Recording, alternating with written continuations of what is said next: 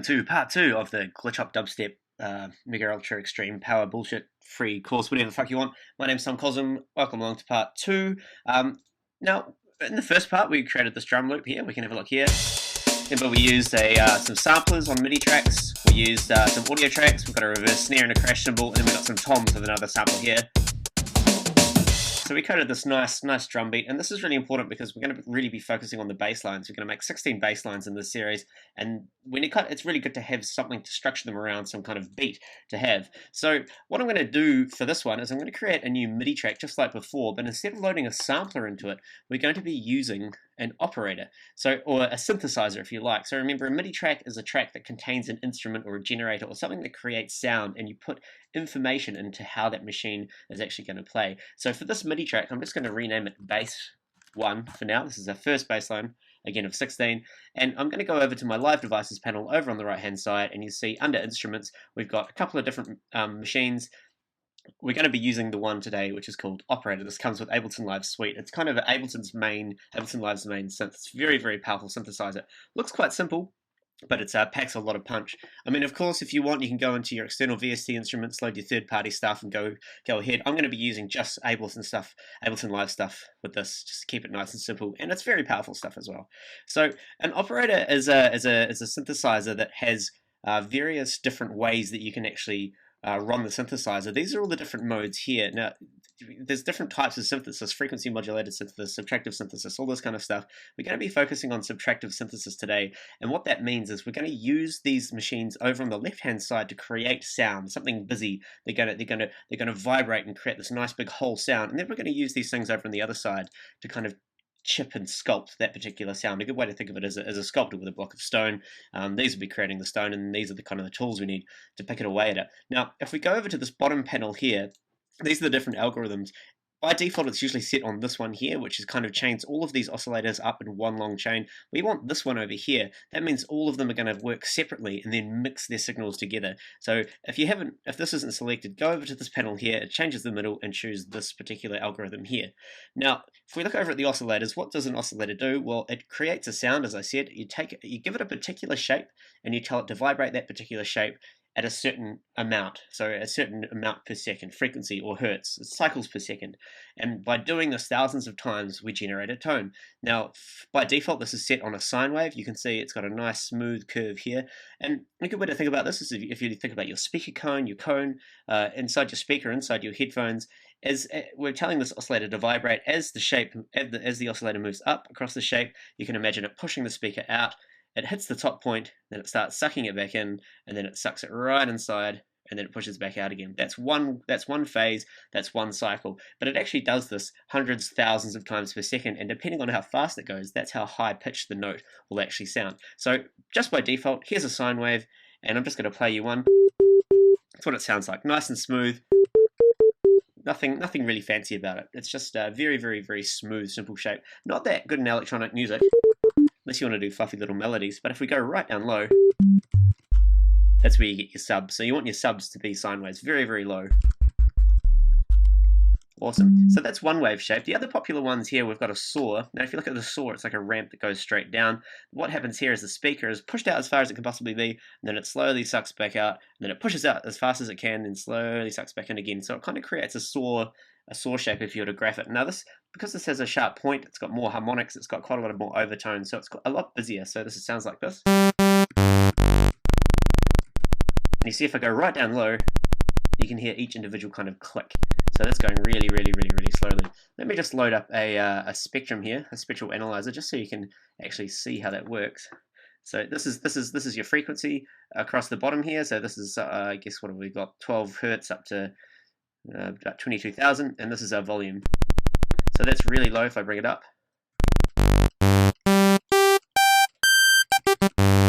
See how it's exciting all of these other tones up the top here? This is your fundamental tone. This is the actual note you're playing. And then all of these ones over here are kind of giving it kind of timbre. It's giving it a particular shape. If I go back to that sine wave, just to have a quick look, you see how it's got none. It's a little bit of noise up the top, but that's irrelevant. So again, nice and smooth, and then we've got really harsh. The other popular one is a square. A square, as you can see, it's a square shape, so it's completely pushed out and it's completely sucked back as quickly as it can. So the gap between being the speaker being pushed out and sucked back in is as quick as it can possibly be, and that gives another really harsh tone.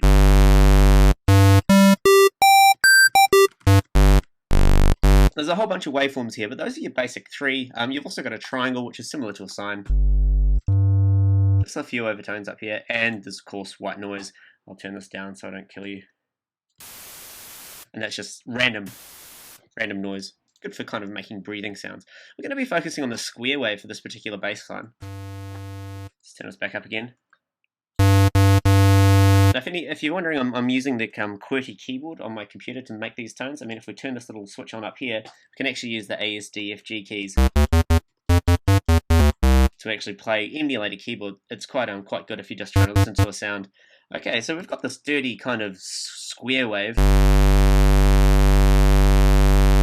So that's vibrating at 48.5 Hertz there. Like so. Now, that's all we're using at the moment. But the next thing I'm going to use is I'm going to add another square wave. And so you see this oscillator, the level is 0 dB. So that's actually the only one that's playing. If I bring the level up of this one, it's going to mix in a sine wave. You see if I move around here, it changes the middle section to each different oscillator. If I bring this up, you see the sine wave will come in as well. You won't be able to hear much difference. It's just a lot more full. If I was to pick a saw wave, I'm now mixing a saw wave and a square wave together. They're both vibrating at the same time. So we get some nice interesting stuff, but I'm going to change this to another square, like so. Now what's happening now is I've got two square waves trying to vibrate at exactly the same time. Now what happens here is they're doing exactly the same thing, they're perfectly mathematically matched, and what they're going to do is just double in amplitude or volume. But the interesting thing happens is if we make one of them slightly out of sync with the other one by using this fine tune knob. So we've got one oscillator vibrating the square shape at a certain amount, this one's doing it at the same, but all of a sudden it's going to slowly start doing it faster. Now what happens is they start fighting with each other, because if you can imagine, say, a speaker cone getting set information to go in and out at a certain rate, if something else is sending it conflicting information, the speaker can only go one particular way, so it starts getting confused and moving around and cancelling. Phase cancellation is the correct term. So it's a very, very interesting phenomenon. Really, it's quite a dangerous thing. I mean, it's usually frowned upon in things like mastering and that kind of stuff, because it creates bad mixes and all that kind of stuff. But it can be really handy in the production process because you can get a really dirty sound. So listen as I play these two and slowly move the rate, the hertz up of one of these oscillators.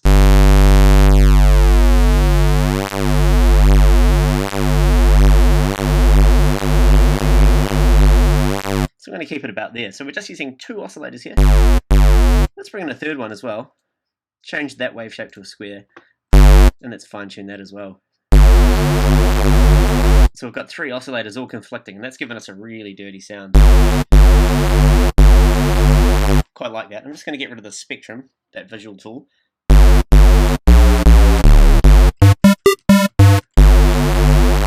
Great. Now the next thing in line is a filter. Now there's a filter over here on the actual operator, but I'm not going to use this just because it's a better example to show you using one of these audio effects. So the audio effects are over here in your live devices panel. We've only really touched on instruments so far, but if you open up the audio effects box here, you'll see we've got all of these different effects. Now these are things that come after an instrument or after the sound. So this generates the sound, and then you put things after it that kind of do things with that sound.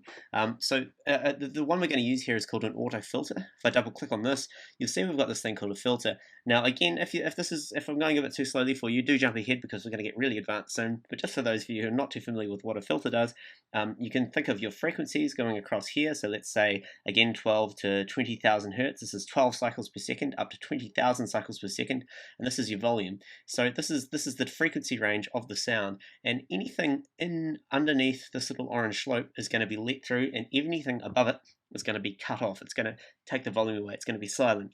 So we can sweep this open and close and let particular frequencies through, and of course you get this kind of sound.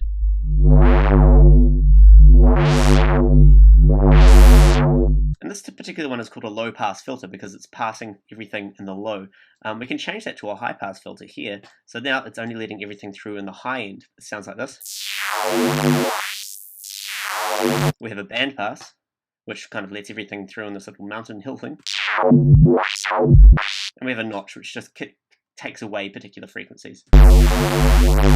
Really good kind of phasing effect. We'll use that a bit later in some of the other tutorials. But for now, we're just going to pick this low pass filter. Now I'm just clicking on this dot and moving it up and down, but you'll notice we have two values here that correspond to the left and right and the up and down. So this is the frequency cutoff point. You can see this is in hertz or kilohertz. So this is the particular point that the frequency is getting cut off at. So if I have this at, say, 451, everything below 451 is going to play, everything above is going to get cut off. So I can move this up and down as well. And of course we have this other one here called Q, or sometimes it's called resonance. This basically gives a bit of amplitude or a bit of a volume boost to that particular cutoff point, so it kind of emphasizes where that is. You can have this up really high. It can be quite a standing out sound. If we bring it down, it's quite flat, like so. So let's just leave it up to about here.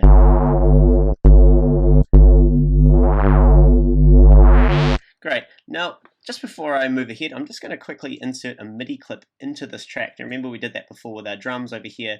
This is where we actually tell Ableton Live what to do, like how to play that particular this particular little machine we've built with the oscillators and the filter. So I'm just going to select an area here, just one bar, so 33 to 34. We're going to create a MIDI clip. Here's our information, and let's chuck in a note. I'm going to use a D here because it's a nice note.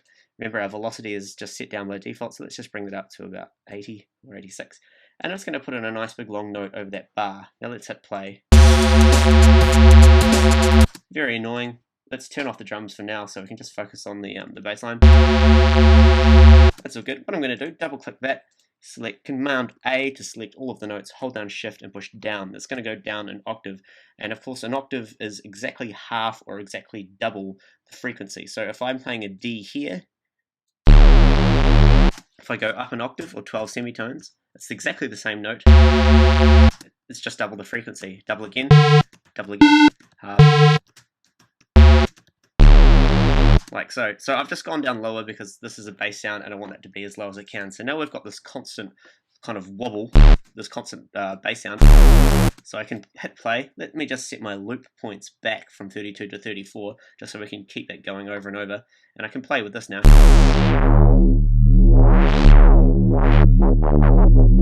Now you'll notice as I move that frequency up and down, there's a red line up on the main timeline if I zoom in a bit that corresponds to that particular parameter. Now most parameters will have a line to it. So there's the resonance line. Here's the cutoff line. If I change the volume, you see that has a red line as well. This is really handy because we can actually put points in and automate this, so we can make it happen over time. So for example, I can select an area here. I can get that line, drag it down, see how it creates points for us.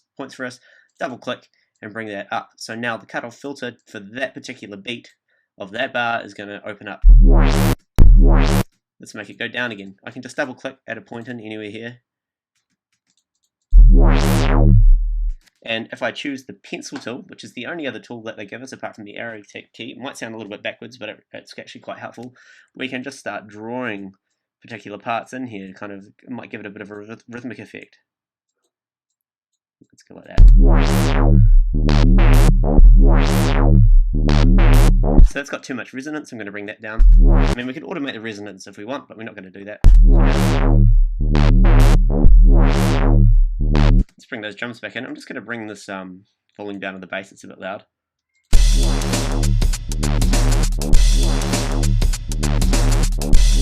That's not really sounding that amazing yet, but that's okay. We can keep working on it. So I'm going to just click on that parameter. It brings up the automation that we did. If I get off the pencil tool, select all that, and hold down Command and hit delete, it's going to delete all of that information. If we just hit delete by itself, it's going to delete the actual clip as well. We don't want that. We just want it to delete the automation. So that's all good. You can draw on your lines. You can even record the lines. Let's say if I hit record and hit play and move this around. See how it's recorded the automation for us? That's another way of doing it, but I'm just going to Command Z here because there's another way I want to automate this. Now, on this auto filter, we had the cutoff, we had the resonance. Those are the two main things. But you'll notice over on the side here, we have this thing called an LFO. Now, an LFO stands for a low frequency oscillator. Just like the oscillators over here before, it does the same thing. You give it a particular shape, which is defined here, and you tell it how fast to vibrate that shape. The other thing here is the amount. So this is how much of this LFO is going to be applied. So LFO doesn't create sound like these oscillators. It goes much more slowly, and it's usually attached to something to create it to a parameter to automate it by itself. In this case, it's going to be the frequency. So if I bring the LFO rate up and move this rate up faster, listen what happens.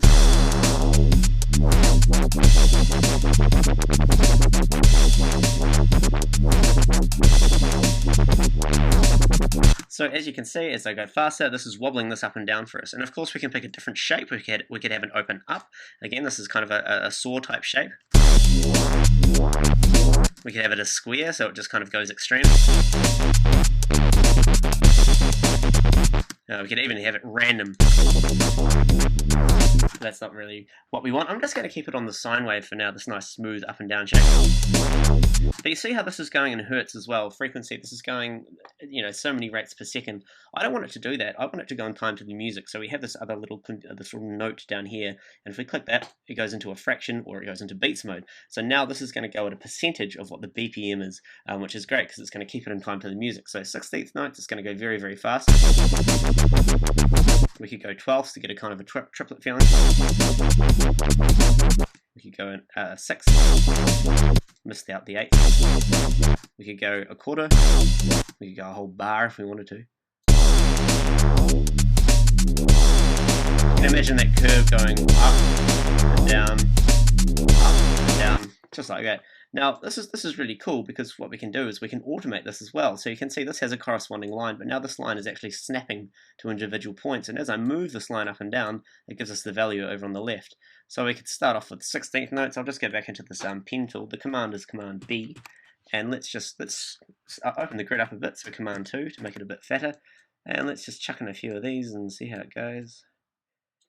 Let's make a third.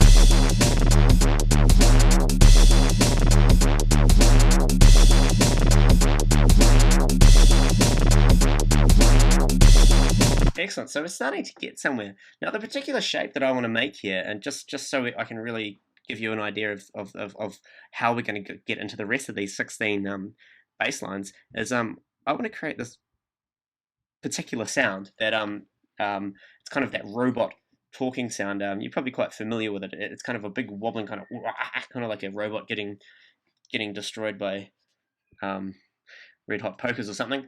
So I'm just going to quickly Command Z, get rid of all that automation we did, and what I'm going to do to create that sound. Now it's quite a simple concept when you think about it. I'm just going to turn off the auto filter so we can have that continuous note playing. When you think about, okay, we want to emulate human vowel sounds, so we've got A, E, I, O, U in the English language, ooh, E, A, E, ooh, so we want all these kind of sounds. Now, it's actually quite a simple process. I mean, if you think about me talking right now, I'm using ear, I'm pushing ear through my vocal cords, and they're vibrating. There's my oscillators. And I'm using my mouth, my nose, my tongue, my cavities to actually filter, like we were using this filter over before. We're using just a very limited amount of tools to actually filter that sound into a particular shape. So it's actually quite a simple concept, and Ableton have very kindly given us some presets with Ableton Live that we can actually use here. So if I go over into my live devices and open up my audio effects, you see we have an EQ8 here.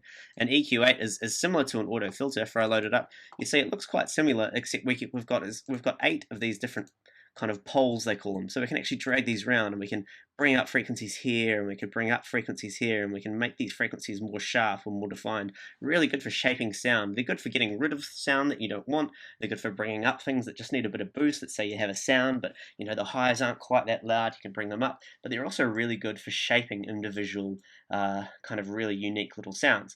So if we go over to the EQ8 back over here, you'll notice there's some presets down below it.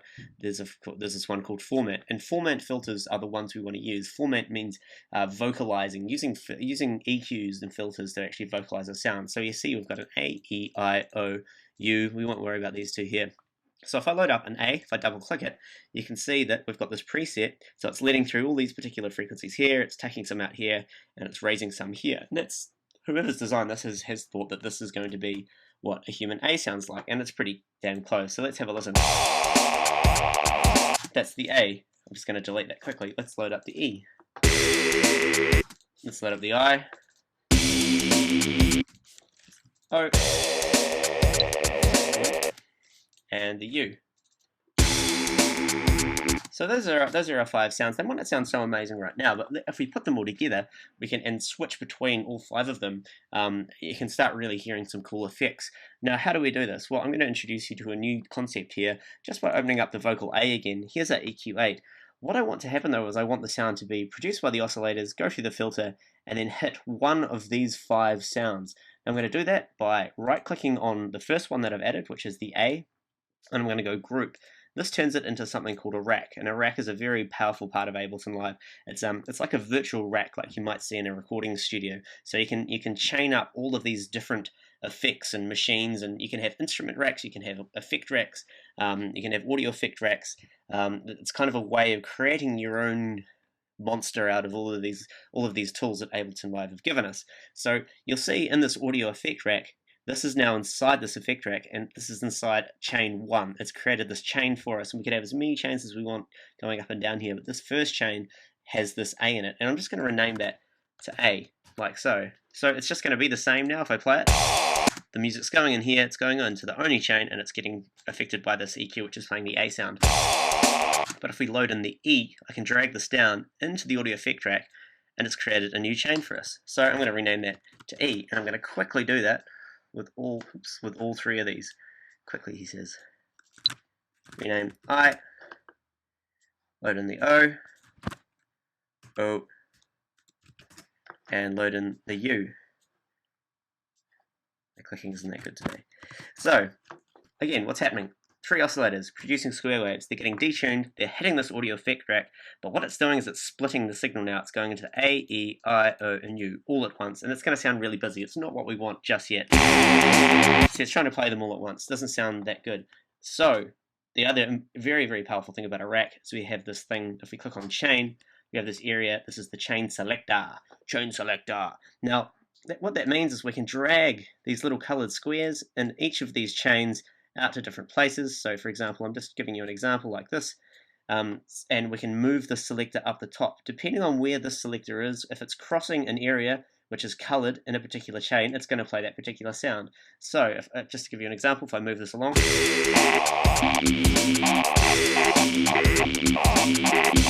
like so. So we could spread all these out and move this up and down, but I'm going to do it just a slightly different way. I'm just going to drag these back so they're all just one little increment. We've got 128 increments here. Remember, 0 is counted as 1, so it only goes up to 127. If I bring this back, I'm going to drag each one of these, which is just one increment, out one place.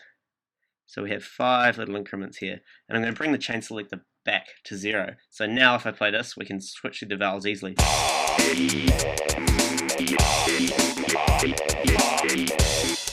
Very cool. Now that's what we want. So the next thing I'm going to introduce you to the racks, which is the other very, very powerful part, is this thing called macros. So if I click on this little knob here, it brings up 8 knobs. Now these knobs can be assigned any parameter, or more so any parameter within the rack. Any chain within the rack that has a parameter can be assigned to a macro knob, and you can have as many parameters assigned to one knob as you want. For example, if I go into map mode, you'll see things turn green. Everything that can be assigned gets turned green within the rack. Each one of these chains, I can assign any one of these green parameters to that knob. So for now, I'm just going to assign this one here. I'm going to click up the top, and you see we on this chain selector, sorry, I'm going to click on that, and I'm going to click map. Now go out of map mode, you see this chain selector. As I move this knob, it now moves the chain selector up and down. But the problem is, of course, it goes all the way up to 127. So we're only going to be able to play the first 5 increments with this knob.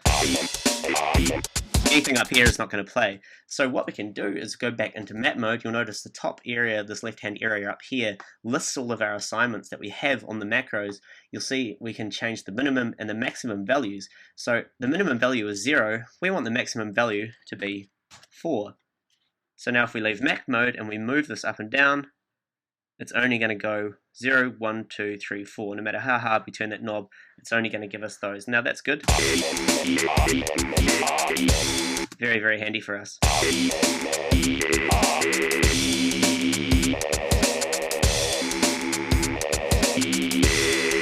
Now, the cool thing about racks, if you haven't been blown away already, is you can put racks within racks, within racks, within racks, within racks, infinitely, until your computer blows up. You can keep going, and this is very, very unique because you can just get really, really deep. I mean, obviously, my brain can only handle about 3 layers before I start going crazy, but depending on how you like to work, you can keep going. Now, to show you what I mean by that, I'm going to select this rack here. We should give it a name, actually. Let's just call it Vox for vocal. Very cool. Alright, I'm just going to hide down the chain selector. So we have this Vox, and we have this auto filter. I'm going to turn the auto filter back on, and I'm going to select the Vox, hold down Shift, select the auto filter, right click, and group those together as well. So now we have a new rack, and inside that rack we have a chain, and on that chain we have an auto filter and another rack, which has 5 chains, which has all those vocals on them. Now, why would I do this? Well, because we can now go into the macro area of this audio effect rack. We can go into map mode.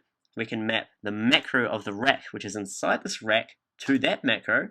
So now this macro will move that macro, and that macro will move the chain selector. But we can also map something else to it, namely this rate value of the auto filter. Remember before, as we moved this, it would wobble the filter up and down, letting those frequencies through, cutting them off, and creating that wobble in time to the music. We can now map that to the same knob, like so. So now this knob will control the chain selector. So each vowel, it'll sweep through 5 different vowel sounds, and it'll also, very dramatically at the moment, change the wobble rate of each one of those, the wobble rate of the LFO. Now, of course, the problem is, again, we've got 5 increments over here, 5 vowel sounds, so I only want 5 different parameters to be changed within this auto filter on the LFO rate. Now, remember before I said a 16th was pretty fast, so let's set the minimum value at a 16th note. Let's set the maximum value. Let's just bring it down to 16, just so we can do some counting. So minimum, maximum are the same, but we can go 1 up. I'm using the up arrow here. 1, 2, 3, 4, 5. So now we have 5 increments on the auto filter LFO speed, 5 increments on the chain selector for the Vox. So if I go off map mode, move this up and down, you'll see these 2 parameters here are moving. If I scroll over, can't bring up the chain selector, but yeah. So every time we get a new wobble rate on this auto filter, I'm just going to bring it down halfway so it wobbles up and down evenly. Every time we get a new rate, it's going to play a different vowel sound. Hopefully. Let's check it out.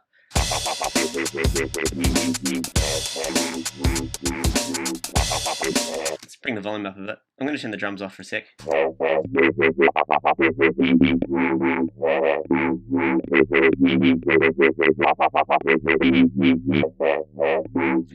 Cool. Now that's pretty much what I want, but there's one problem here, which is very important, is that the A, E, I, O, and U, you'll notice in this EQ8, all of them cut off everything below, kind of in the low end. This is where all the sub stuff happens. See, none of these formant filters are letting through any bass. And that's a big problem because this is a bass line. So there's a few things we can do. The complicated way would be to take, well, not too complicated, just take this rack. Remember, this already has a rack in it. We could take this rack, shift click with the other operator, which is where our oscillators are, right click it and group that. So now we have a rack with a rack with a rack with a rack with a rack with a rack, and we could drop another synthesizer into this rack because this is now an instrument rack. We could drop another synthesizer in. This would be the sub, and this particular chain is creating all the robot sounds, so we'll call that high. And because by default, because we've dropped in this other operator, remember the default was a sine, it should just play a low note for us straight away. Awesome, so that's one way of doing it. I'll show you the other way, which I prefer, is if we go back down to the end, to this Vox chain here, remember these are the ones that are cutting it off, we can simply right click and create a new chain, and we'll call this sub. Now this new chain, if we open up the chain selector, we want this chain to be playing all the time, so if we drag the area of this particular chain to cover all 5 of these, it'll play all, this one will play no matter which one of these 5 is playing. But the last thing we have to do is we have to make sure that the sub chain has a filter in it, so it's only letting through the bass. So I'm going to use an auto filter like before, drag it into this chain here. Now remember, this cuts off everything in the high, so we bring this down quite low. Let's bring it down to about 100 Hertz. Maybe 143 Hertz or somewhere around there, so it's just going to let through the subs. So let's see if that works.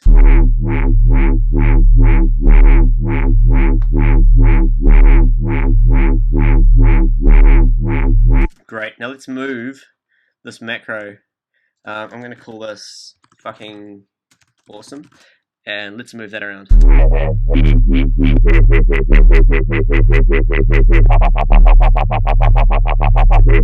Just going to bring it down a bit because it's clipping.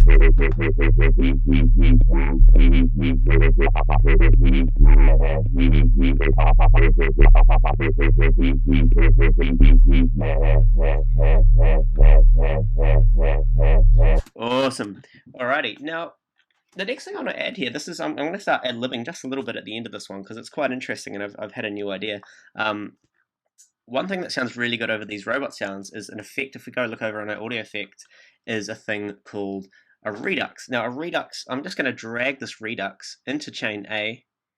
You'll see how it adds it after EQ8, which is creating that A vowel. A redux downsamples the sound. So it takes the sample, it's kind of like a distortion. It kind of crushes, it brings the sample rate of the digital waveform down, creating lots of sharp edges and basically distorting it in a digital way. It's quite a heavy sound, but it sounds really good over these vowel sounds. So if I play you what it sounds like. Oh, make sure my chain selector is back at the start. My fucking awesome is back at the A.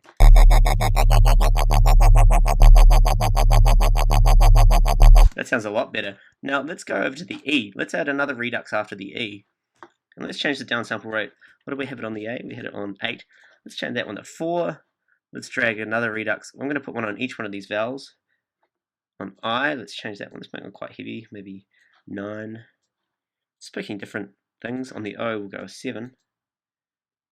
And I hope you can see how complicated but easily you can make your own kind of instruments with this. So now I have a redux set to a different downsample rate on each sound. Let's see how that sounds.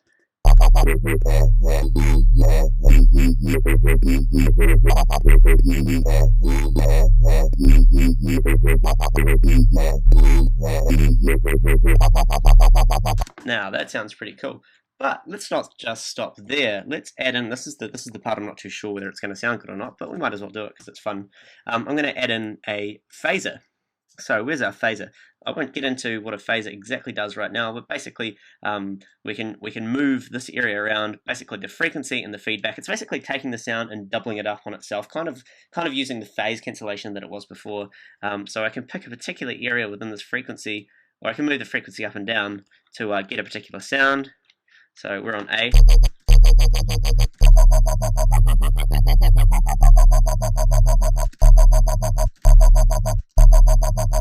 That's awesome. Let's put a phaser on every channel, just like that. So let's put one on E, put one on I, put one on O, and put one on U. Now, of course, we have a phaser on every channel, but let's do some crazy mapping. Let's use the second macro knob to map that phaser, so we can move that phaser around, and on each individual chain that phaser is going to be moving around differently depending on that knob, and I'll show you how to do this. So I've selected the A, I'm in map mode, I'm going to go across to where my phaser is, I'm going to click on the frequency. This is the frequency of the phaser. We'll go back to our macros and I'm going to map it to macro 2. So you'll see the mapping has come up here. So now this knob will change the frequency of that phaser from 70 Hz up to 18.5 thousand. Okay, that's all good. Let's go into E. Again, let's pick the frequency of the phaser and map it. Let's go into I. Pick the frequency of the phaser, map it. Let's go into O. Frequency, map. This is really good. Oh, I missed it. This is really good in doing when you're actually performing live, because you can go in and you can create these macros. So one particular knob that'll do all kinds of crazy shit for one knob, and if you just have to spend some time to figure out all the parameters that you want to create. I mean, we could map all the redux values to this knob as well, so it would not only change the phaser frequency, but it would change how much it's downsampling the waveform. So very interesting stuff, but we won't get too carried away, which is a big problem. Sorry, I went out of map mode. Now all of these are the same. Actually, if I exit map mode, you'll notice that I had the feedback up quite a lot. So these are the two fun parameters, feedback and frequency. I'm going to bring the feedback up of all of them. Just up to about 90. This just kind of really emphasizes it, makes it quite crazy. And you bring that up. Now the reason I'm doing this is if I go back into the map mode here, I'm going to change the minimum and maximum values of these around quite a bit. So if I bring the minimum of the A up. We'll bring A down to a certain range. This one here, just picking kind of random values here. We'll just make the minimum value high and the maximum low for the O. Now I'm just picking random things here. So when I turn that knob, it's going to do a different kind of sweep on all of the phases. So let's have a listen.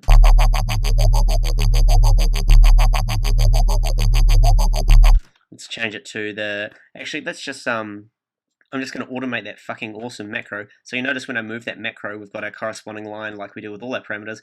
I'm just going to have that slowly, actually let's just do it like this. One, just gone with the pen tool, 1, 2, 3, 4, and we'll make 5 quite a big long one like that. So that fucking awesome is going to change the vowel and the rate.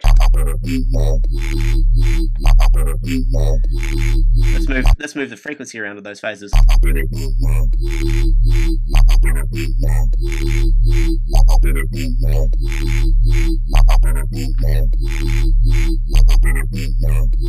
Let's just draw a line for that particular macro going up like that.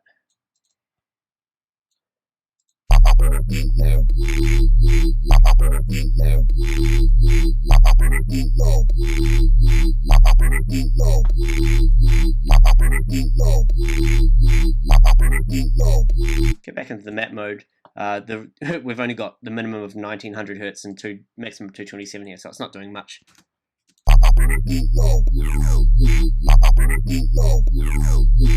Let's bring the drums back in.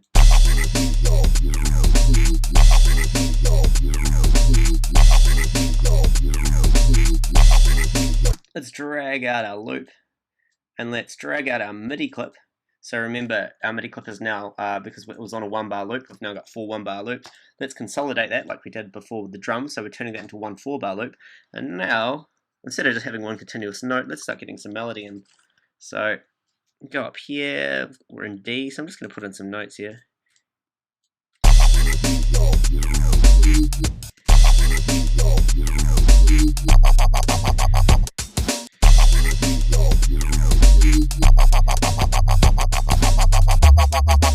So I've just gone up to the D. Remember that we had an octave, which is double the frequency.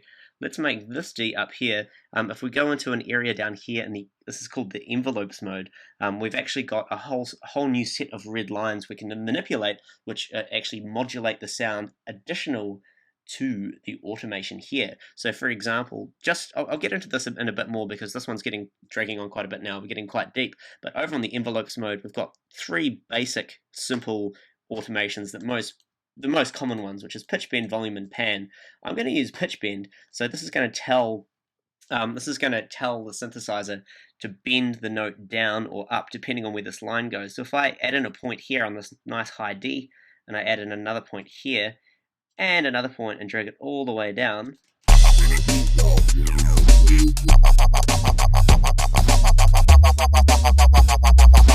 see how it's pitching down?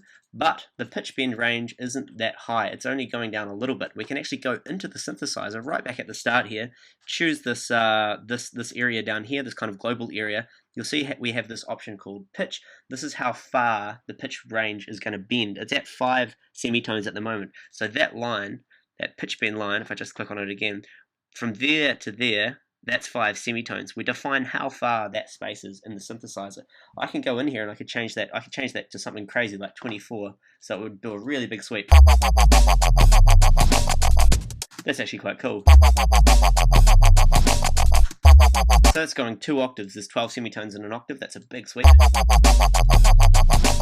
And let's just add in some more notes at that last one. Where are we?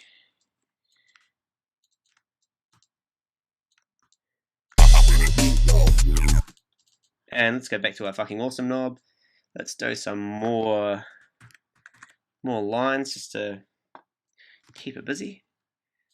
I'm just trial and erroring at the moment. We can get really deep with this. Let's have a nice big one open here and then do-do. See how that sounds.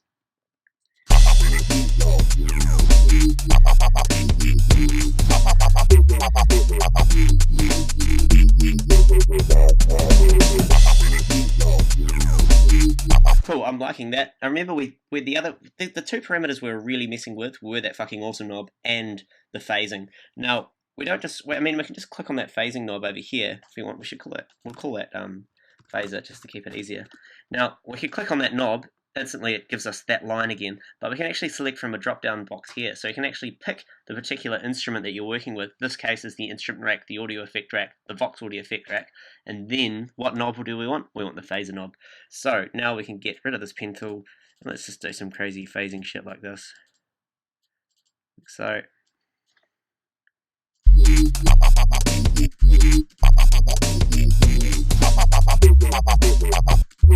now, of course, we don't have to do lines. We can go back into the pen tool.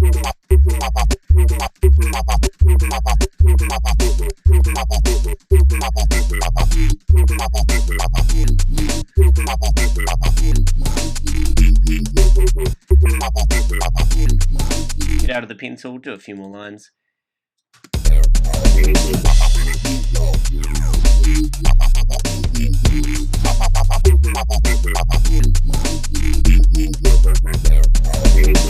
That's starting to sound pretty cool. Now, one problem we have, which I haven't actually covered and I really should, is that we've got a big sub playing here, but we've also got a kick drum over here. So the kick drum is a nice low frequency. You can see, if you look at the waveform, it's quite digitized there, but that's a very low sound, and that sub is very, very low as well. So what's happening is, we were talking about phase cancellation before, but in a creative way to actually get that nice gritty square wave bassline going, we're actually running into a problem with phase cancellation here, because we've got a low bass sound and a low bass sound conflicting with each other. Now that means when the kick hits, it's going to conflict with the sub and it's going to be really muddy, and that's definitely not what we want, because that's kind of the most powerfulest part, especially with a musical genre like that. Now what can we do about this? Well, let's go over to where that sub's coming through. Remember, this is where our sub's coming through. Just like we can solo channels up here, we can solo, get rid of that, we can solo just the sub.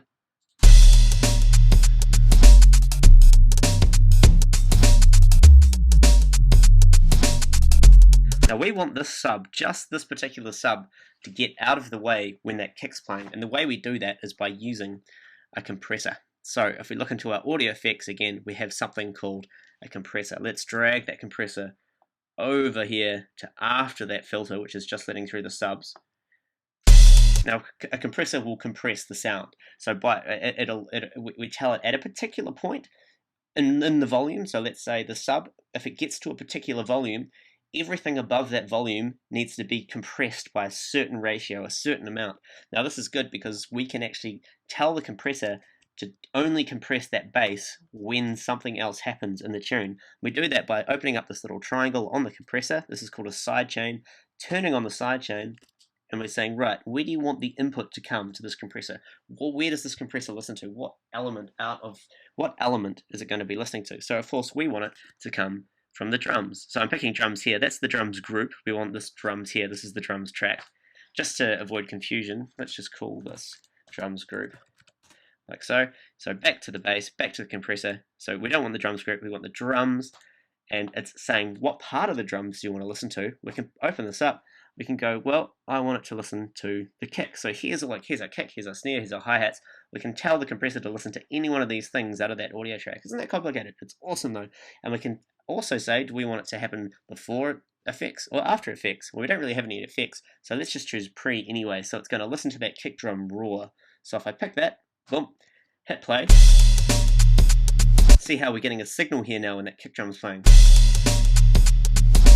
And what that means is if we start bringing this threshold down below that volume, every time that kick drum plays, the sub is going to quickly compress. It's going to get out of the way. It's going to get quiet very quickly, and it's going to then come back at a certain rate, and that's defined by the attack and the release. The attack is how quickly it gets out of the way, the release is how quickly it comes back, and the ratio is how much it's compressed. So how much over this point when the volume gets over it is the sound actually compressed and quietened down. So if we bring this down, we'll keep it at 2, it's a good level. Let's bring this down, you'll be able to hear the sub getting out of the way.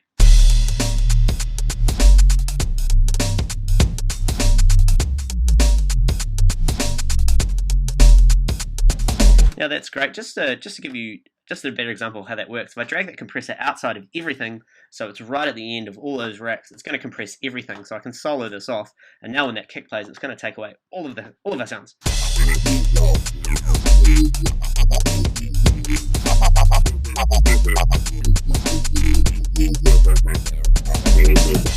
but we don't want that. We want that just to be on the sub.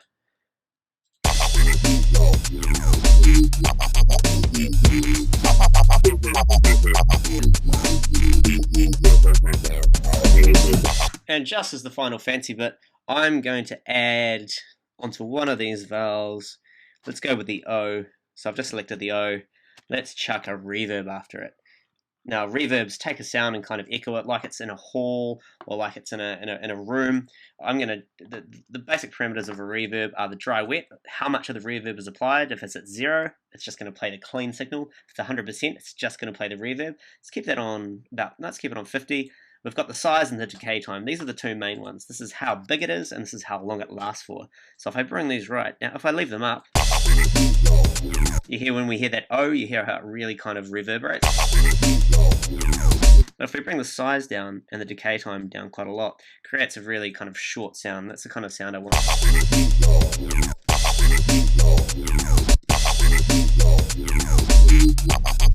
Okay, that's cool. What else can we put on here? Let's put it on the E.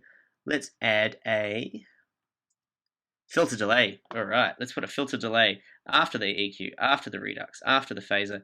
We've got a filter delay. Now a filter delay has 3 different delays on it, 3 different echoes. So we've got one on the left, right, and one on the right. So this will take the sound and it will echo it at a particular rate. So this will be 3 16th notes, this one will go at 1 16th note, this one will go at 5 16th notes, and the feedback is how long that lasts for. So let's just listen to that quickly.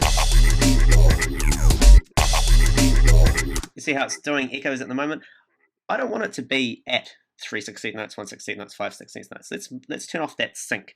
Let's turn it off. Let's turn it into time. Let's tell it to echo at milliseconds rather than fractions of what the BPM is up here. Let's turn the middle one off. So what we have now is we have 2 delays set at 10 milliseconds. So every 10 milliseconds it's going to delay the sound that it's got and it's going to last for as long as that feedback is up for, which is 27%, 24. So let's have a listen now. Nothing much at the moment, and it's so short you can't really hear the delays. If I bring them out, but let's make them really short. Let's make one about, I don't know, there. Let's make one at 6. Excellent. So what's happening now is this side is going to be a little bit less of a delay than this side, and that's going to create a stereo effect for us.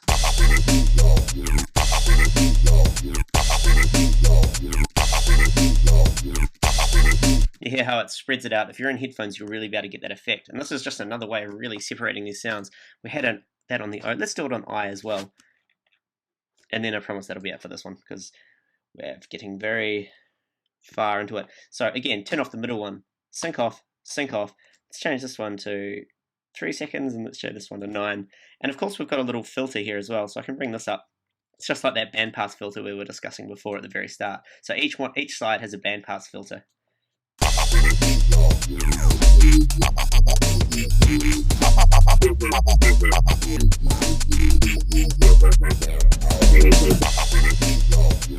Almost good. This note doesn't sound good. So let's go into our audio effect rack with our fucking awesome, and let's change that to something else because that's a bit wonky. I can just double click to remove dots if I want.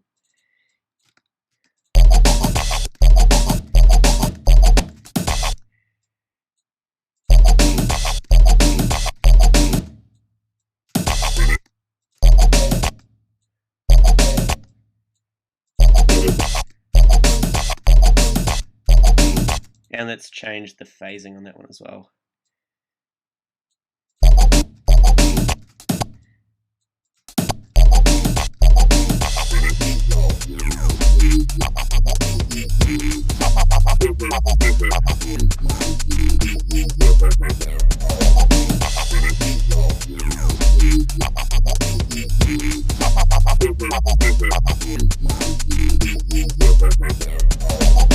Very happy. I'm happy with that. That's a really, really cool sound. So that's again, that's going from a very basic introduction to synthesis, going through to really, really quite complicated stuff. And of course, one of the reasons I did this is I wanted the first one to give you a really broad idea of the things you can do within Ableton Live and using all the effects and all the tools within the program and how powerful they actually are. I'm going to be doing 15 more Bassline tutorials, all different kinds of sounds that are applicable to dubstep and glitch hop. Yeah, and we're going to be using concepts that I've used in here, introducing some new ones, and just having a lot of fun. I need to give this rack a name. Let's call it... Yeah, let's call it fucking awesome. Sorry if I offend anyone out there. Actually, no, I'm not. So yeah, thank you. That's part number 2. Join us for part number 3. TomCosm.com. Cheers.